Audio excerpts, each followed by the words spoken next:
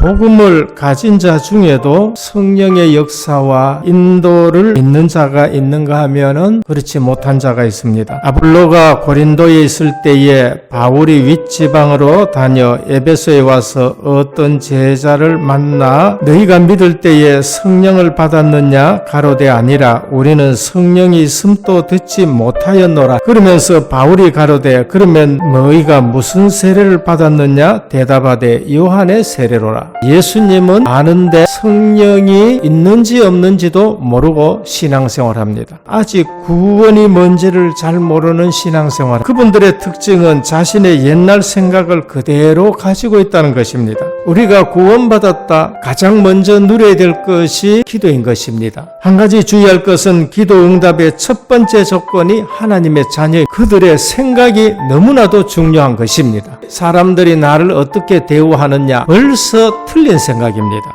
나는 섬김을 받으려 온 것이 아니요 도리어 섬기라고 많은 사람의 대속물로 주려 함이라. 기도 이전에 생각이 더 중요한 것은 생각대로 기도 응답이 오기 때문에 그렇습니다. 세상에서 가장 불쌍한 사람이 누군가? 불신자보다가는 오히려 유대인이 더 불쌍한 겁니다. 하나님을 믿는다 하면서 복음을 모르는 것이에요. 시큰 신앙생활하고 주님 앞에 화 있을진저 서기관들 바리새인들의 말합니다. 인간이 얼마나 귀한 존재냐? 사람이 만일 온 천하를 얻고도 제 목숨을 잃으면 무엇이 유익하리요? 사람이 무엇을 주고 제 목숨을 바꾸겠느냐? 우주보다 귀한 것이 하나님의 형상 가진 인간인 것입니다. 그런데 이 복음을 모르면은 오늘 바리새인들처럼 늘 시비하는 생활을 하게 되는 것입니다. 구원받지 못하고 하나님 모르면은 가장 무가치한 존재가 됩니다. 그래서 많이 배운 것 가지고 더 큰 문제를 일으킵니다. 오늘 또 무슨 권세로 이 일을 했느냐라고 질문을 합니다. 그래서 주님은 세례 요한의 권세가 하늘로부터 왔느냐 땅으로부터냐? 저들이 하늘로부터 왔다 하면은 세례 요한이 세례 베풀 때에 그 권위가 하나님께로부터 온 것이 아니냐 대답을 할 것인데 나도 너희에게 답하지 않겠다고 하십니다. 하나님은 두려워하지 않고 무리를 두려워해가지고 저들이 답을 하지 않는 것을 볼 수 있습니다. 주님은 유대 종교인들을 향해서 가로되 모든 계계와 악행이 가득한 자요 마귀의 자식이요 모든 의의 원수요 주의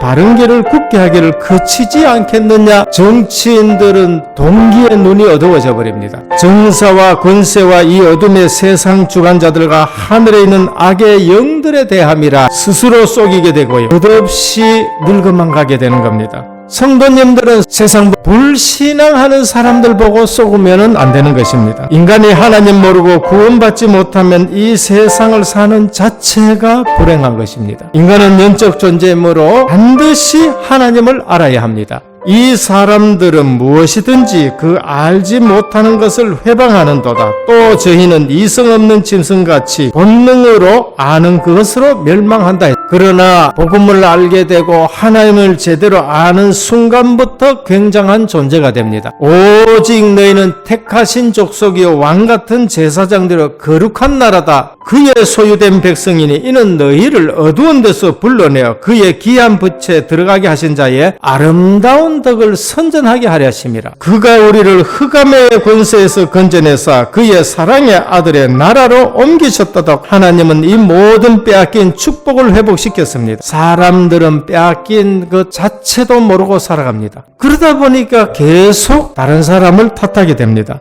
누가 만든 것이 아니라 스스로 그렇게 된 것입니다. 하나님 말씀만 듣고 내 생각대로 해서 그래서 선악과를 따먹게 되는 것입니다. 알고 보니 그렇게 만든 존재가 있다는 거예요. 그게 사단 공중권세 잡은 자입니다. 그래서 보이지 않는 사건이 일어난 것입니다. 이 영적 사실을 모르면 하나님을 믿는다 하는데 복음은 성령의 역사와 인도는 전혀 모르는 겁니다. 이 축복을 회복하는 것이 복음인 것입니다. 인간으로서는 안 돼서 하나님이 사람의 몸을 입고 오셨습니다. 누구한테 도움을 청해도 여러분들 문제 해결 안 됩니다. 타락하자마자 그래서 하나님은 여자의 후손을 보내겠다고 하셨습니다. 애굽의 왕자가 되어 무술과 학문을 배워도 해결을 할 수 없었습니다. 어느 날 하나님이 복음을 말씀하셨습니다. 너는 가가지고 희생제사를 드려라. 장로들을 데리고 바로에게 가서 얘기해라. 알아듣는 순간 해결. 믿고 피 바른 날 완전히 출애굽하게 됩니다. 선지자가 내가 한 징조를 너희께 말할 것이다. 문제는 터졌는데 딴 말씀을 하십니다. 처녀가 잉태하여 아들을 낳을 것인데 그 이름을 임마누엘 하리라. 진짜 문제의 답은 그리스도인 것입니다. 하늘과 땅의 모든 권세를 내게 주셨다. 너희는 가서 모든 족속으로 제자를 삼으라. 전도 선교가 모든 빼앗긴 거 회복하는 것입니다. 그런데 우리는 더 급한 것이 학교 공부라고 생각합니다. 세계에서 문맹률이 거의 제로에 가까울 만큼 교육을 시킵니다. 근데 정신병동, 자살률은 제일 많아집니다. 가르치는 것이 그 아이들의 인생을 보장 못합니다. 그것보다가 복음의 성을 걸도록 가르쳐야 됩니다. 이 축복을 성도에게 주셨습니다. 왜 성도에게 이 권위를 주시느냐? 복음을 증거해야 되기 때문에 그렇습니다. 흑암 권세 다 깨뜨리시고 그 이름을 사용하는 권세를 주셨습니다. 너희가 나를 택한 것이 아니라 내가 너희를 택하여 세웠다. 이는 너희로 가서 과실을 맺게 하고 또 너희 과실이 항상 있게 하여 내 이름으로 아버지께 무엇을 구하든지 다 받게 하려 함이라. 우리가 예수 이름으로 기도해서 응답받으면 아버지가 영광 받으시는 겁니다. 내가 너희에게 뱀과 정갈을 밟으며 원수의 모든 능력을 제할 권세를 주셨으니 너희를 해할 자가 결단코 없으리라. 성도는 권세와 능력을 사용할 때에 그 맛을 알게 되는 겁니다. 복음을 방해하고 교회를 회방하고 하나 되지 못하게 하는 악한 마귀 흑암의 세력은 예수 그리스도 이름으로 이 시간 결박될지어다. 또 가라사대 너희는 온 천하에 다니며 만민에게 복음을 전파하라. 믿고 세례를 받는 사람은 구원을 얻을 것이요 믿지 않는 사람은 정죄를 받으리라. 나와 가정, 자녀, 직장, 교회를 멸망시키는 흑암 세력이 있습니다. 의사가 모르는 질병이 있다니까요. 저희와 함께 있게 하게 함이요 또 전도하고 귀신을 내쫓는 권능도 주려 하심이라. 베드로, 바울이 이 사실을 알았습니다. 사도행전 곳곳에 꼭 주님과 같은 일들을 행하셨습니다.